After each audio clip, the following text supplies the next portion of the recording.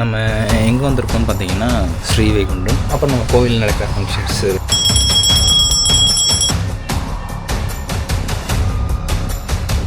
இருக்கிறதே ஒரு பெரிய சர்வீஸ் மொட்டை மாடி.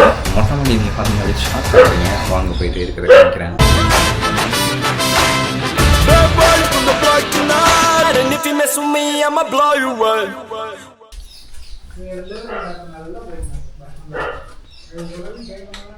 கொஞ்சம் டஸ்ட்டாக இருக்கும். இது இப்போது ரெடி பண்ணுறதுக்கே தனியாக நிறைய செலவாகும். அதனால் அதை பண்ணல. ஸோ இதுதான் மொட்டை மாடி. மொட்டை மாடியில் பார்த்திங்கன்னா இந்த ஒரு தாலி இருக்குல்ல.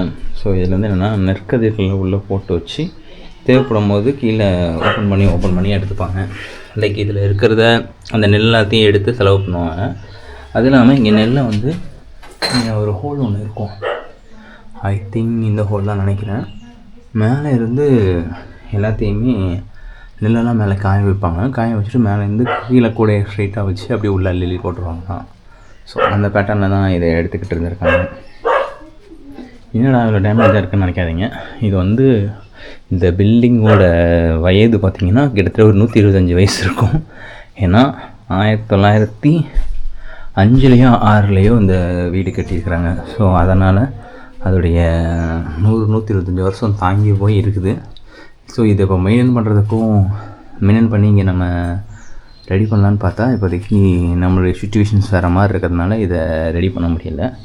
கிச்சனுக்கு மேலே ஒரு கிச்சன் லைக் எடுத்துகிட்டு சொல்லணும்னா மொட்டை மாடி வீடு, மொட்டை மாடி ரூமுன்னு கூட சொல்லலாம். ஸோ அந்த மாதிரி இருக்கும். அந்த காலத்து ஓலைச்சுவடிகள்லாம் இருந்தது. ஓலைச்சுவடிகள்லாம் வீட்டில் பத்திரமா வச்சுருக்கேன். அதை பற்றியும் காமிக்கிறேன். இது அந்த காலத்தில் இந்த ராஜாக்கள் வச்சு யூஸ் பண்ணுற அந்த மாதிரி கபோர்ட்ஸ் அதெல்லாம் நம்ம இதில் பயங்கரமாக இருக்கும். அந்த காலத்தில் யூஸ் பண்ணுற பானைகள்,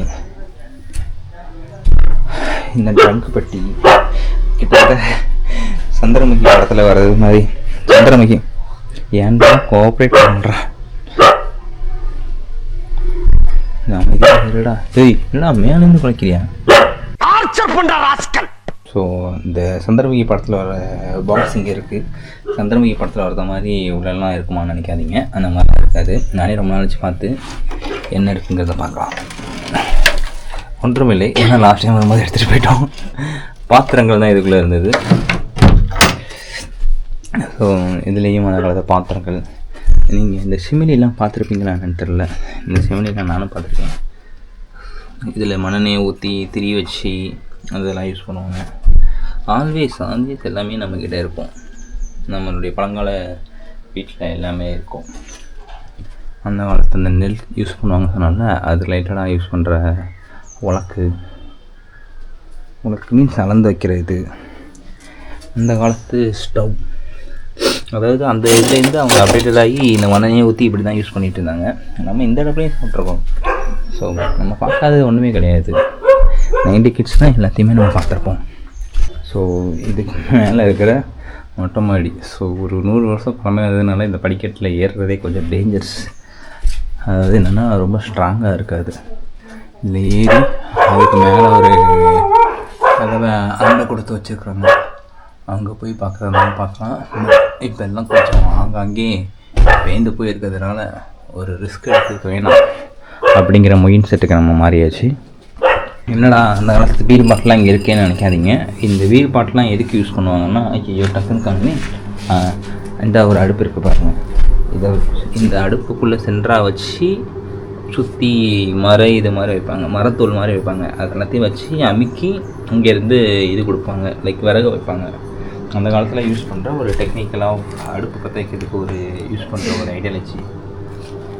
ஸோ நம்மக்கிட்ட எல்லாமே இருக்குது, நல்லாவே இருக்குது அப்படிங்கிறது. இந்த இதுக்குள்ளே எப்படி இருக்குன்னு பார்க்கலாம். ஒன்றும் இருட்டாக இருக்குது, ஒன்றும் தெரியாது. இன்னும் மூடி இருக்குது, ஏன் தெரில மூடி இருக்குது. இது ஓப்பனில் இருக்குது. உள்ள கேமரா விட்டு பார்க்கலாமா?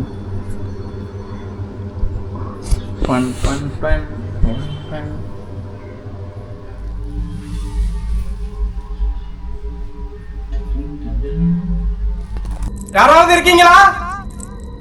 ஹலோ ஹலோ, யாராவது இருக்கீங்களா? ஐயோ, உள்ளே தெரிந்தது என்றால் தூசி தான் தெரிந்தது. தூசி தான் இருக்கிற தூசியெல்லாம் தான் க்ளீன் பண்ணி வந்து இருக்கிறது. அதனால் இதை சுற்றி இந்த தூசியை ஃபஸ்ட்டு தொடச்சிட்டு இதை ஷூட் பண்ணுவோம். இது வந்து கோவிலுக்கு போயிட்டோம் முடிச்சு.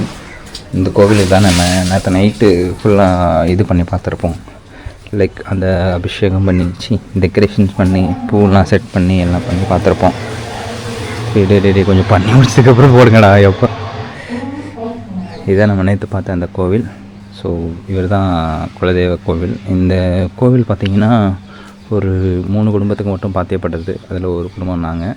ஸோ சொக்காரங்க, அண்ணன் தம்பிங்க, அந்த மாதிரி 1 விட்டு 2 விட்ட பெரியமா பசங்க, நாங்கள் 3 ஃபேமிலி தான் உட்காந்து இதுக்கு வருஷம் எல்லாம் ரெடி பண்ணி தை மாதம் பொங்கல் வச்சு செலிப்ரேட் பண்ணுவோம்.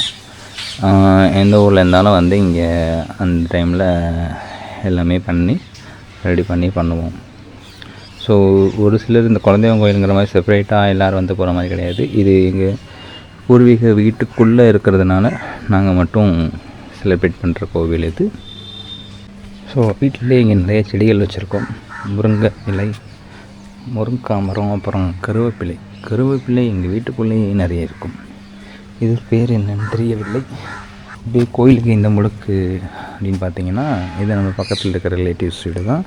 ஸோ இங்கே பார்த்திங்கன்னா வீட்டுக்குள்ளேயே நம்ம கிணறு உண்டு. பட் ஆனால் அந்த கிணறு இப்போ க்ளோஸ் பண்ணி வச்சுருக்காங்க. மீன்ஸ் உள்ள தூசியெல்லாம் எதுவும் போகக்கூடாதுங்கிறதுனால க்ளோஸ் பண்ணி வச்சுருக்காங்க. ஏன்னா இங்கே பெருசாக இங்கே யார் இருந்து யூஸ் பண்ணாதனால.